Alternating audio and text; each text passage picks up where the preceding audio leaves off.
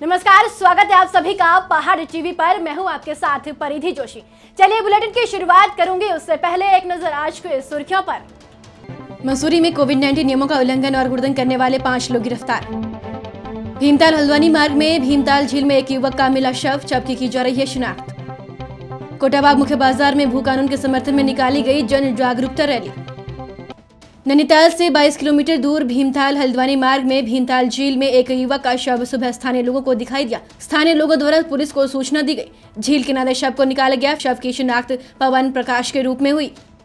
ये हमारी जो हल्द्वानी रोड है, यहाँ पर एक झील है, झील का किनारा है, वहाँ पर एक डेड बॉडी मिलने की सूचना प्राप्त हुई थी। इस पर मैं माई फोर्स के मौके पर पहुँचा हूँ और शव को हमने झील से निकाल लिया है और इसकी शिनाख्त करने की सर्वप्रथम कोशिश की जा रही है। उसके पश्चात जो भी होगी इसमें आवश्यक कार्रवाई की जाएगी, पंचायतनामे की कार्रवाई। 3 कृषि कानूनों को लेकर देश के किसान दिल्ली के बॉर्डरों में आंदोलनरत हैं। अब इसको लेकर उत्तराखंड के किसानों ने 2022 में प्रदेश में चुनाव में भाजपा के खिलाफ जाने का ऐलान कर दिया है। अल्मोड़ा पहुंचे भारतीय किसान एकता यूनियन के प्रदेश अध्यक्ष अवतार सिंह ने भाजपा को सीधे चुनौती देते हुए कहा कि आज भाजपा की सरकार देश में किसानों के साथ जिस प्रकार का रवैया अपना रही है, उसके लिए प्रदेश का किसान 2022 में भाजपा के खिलाफ उतरेगी और उसको पूरे जोर से हराने का काम करेगी। सरकार के ऊपर हमारा पूरा दबाव रहेगा कि हमारे जो खिलाफ कानून बनाए उसको वापस लें, और यदि वो नहीं इस मामले में आती है तो हम लोग इसका विरोध करेंगे और इसको हराने का पूरा काम करेंगे, जिससे आने वाली जो सरकारें हैं वो समझ लें कि उनको ठीक काम करना चाहिए। किसानों के विरोध में या जनता के विरोध में वो काम नहीं कर सकती। जो जनता के पक्ष में है वो ही यहाँ पे सरकारें चलेंगी, इसलिए हम पूरा दबाव बना के और यहाँ इनको विफल करना चाहते हैं। चमोली जिले के सीमांत क्षेत्र सुराई थोटा तोलमा में देर शाम अचानक से हिमालय पर्वत से लामा गदेरी में अचानक पानी बढ़ गया, जिसके बाद लोगों में हड़कंप मच गया। स्थानीय लोगों ने बताया कि जब से ऋषिगंगा में जल प्रलय से सैकड़ों लोगों की जान गई, बड़ा नुकसान क्षेत्र को हुआ था। उसके बाद पानी के इस तरह से आक्रामक रूप से लोगों में खौफ आ जाता है। लामा गदेरा जो साइड थोड़ा के पास है, तोलमा से हिमालय पर्वत से निकलता है, ये अचानक उफान में आया हुआ है, जिससे कि क्षेत्रीय स्थानीय लोगों में काफ़ी हड़कंप मच चुका है। मैं सभी से विनती करता हूं कि आप जो नदी नालों में जिनके मकान हैं वो अपने मकान को खाली कर दे, जिससे कि क्या पता रात के वक्त में ये ज़्यादा उफान पर ना आए। और मैं आप सभी से विनती करता हूं कि आप जल्द से जल्द नदी नालों से दूर रहें। अचानक ग्लेशियर फटने से लामा गदेरा में भारी मात्रा में पानी का बहाव तेज हो गया है और धीरे धीरे उसके साथ मलबा और पेड़ पौधे सभी बह के आ रहे हैं। जो तोलमा हिमालय पर्वत है उसका ग्लेशियर अचानक फटने से दिन में 12 बजे लगभग आवाज़ आई थी ग्लेशियर फटने की। उसके बाद शाम को 5 साढ़े 5 के बीच वो पानी साइड छोटा में पहुँच गया है। कोटाबाग मुख्य बाजार में भू कानून के समर्थन में जन जागरूकता रैली निकाली गई, जिसमें क्षेत्रीय युवाओं द्वारा बढ़ चढ़कर प्रतिभाग किया गया और लोगों को भू कानून और आर्टिकल 371 इनर लाइन परमिट मूल निवास 1950 की जानकारी दी गई और इसके महत्व को बताया गया।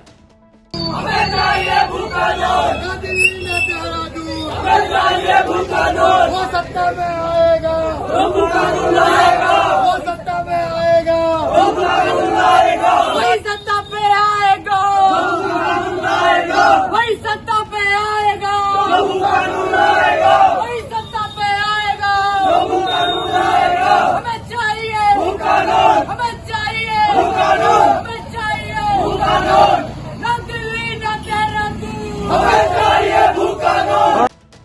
आज कोटाबाग मुख्य बाजार में आरंभ ग्रुप, वंदे मातरम ग्रुप हल्द्वानी व क्षेत्रीय युवाओं के द्वारा भू कानून के समर्थन में रैली निकाली गई, जिसमें लोगों को जागरूक किया गया और उन्हें बताया गया कि भू कानून क्या है और ये क्यों जरूरी है। वो आर्टिकल 371 आपका इनर लाइन परमिट और मूल निवास 1950 क्या है और ये क्यों जरूरी है। इसके लिए हमने लोगों को जागरूक किया और उनको बताया कि ये लागू होने से हमारे उत्तराखंड राज्य में क्या प्रभाव पड़ेगा।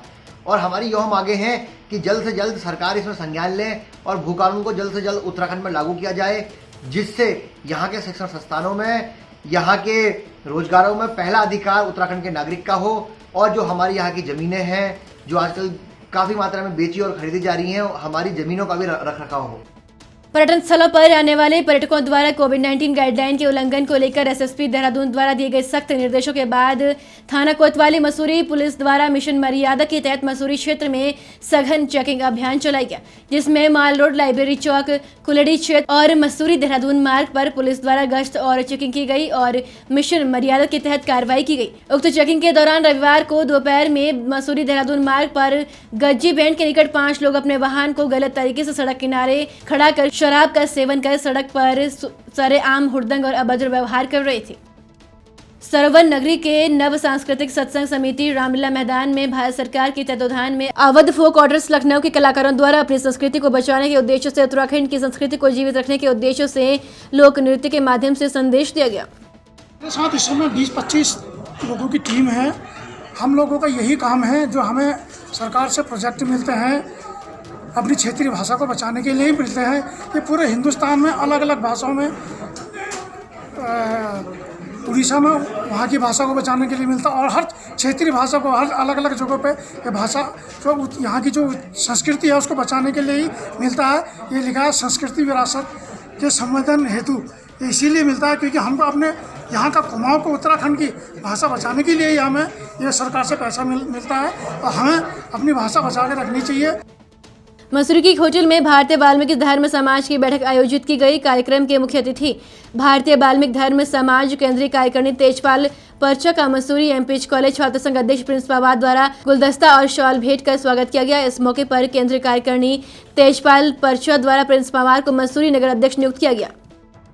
रविवार को नैनीताल बैंक कर्णप्रयाग ने आटागाड़ रेंज के साथ मिलकर ग्राम सभा झाक में वृक्षारोपण कार्यक्रम का आयोजन किया। नैनीताल बैंक के शाखा प्रबंधक सुभाष नेगी ने बताया कि बैंक के 100वें स्थापना दिवस मनाने के अवसर पर वृक्षारोपण कार्यक्रम किया गया। प्रदेश बंगाली कल्याण समिति द्वारा दिनेशपुर में एक बैठक का आयोजन किया गया, जिसमें दिनेशपुर सहित रुद्रपुर शक्ति फार्म से सैकड़ों लोग पहुंचे, जहां बंगाली कल्याण समिति के दिनेशपुर क्षेत्रीय इकाई का गठन किया गया, जिसमें पूर्व समिति से आशीष बाला को अध्यक्ष बनाया गया, तो वहीं सभी नवनियुक्त पदाधिकारियों को फूल माला पहनाकर उनका स्वागत किया गया।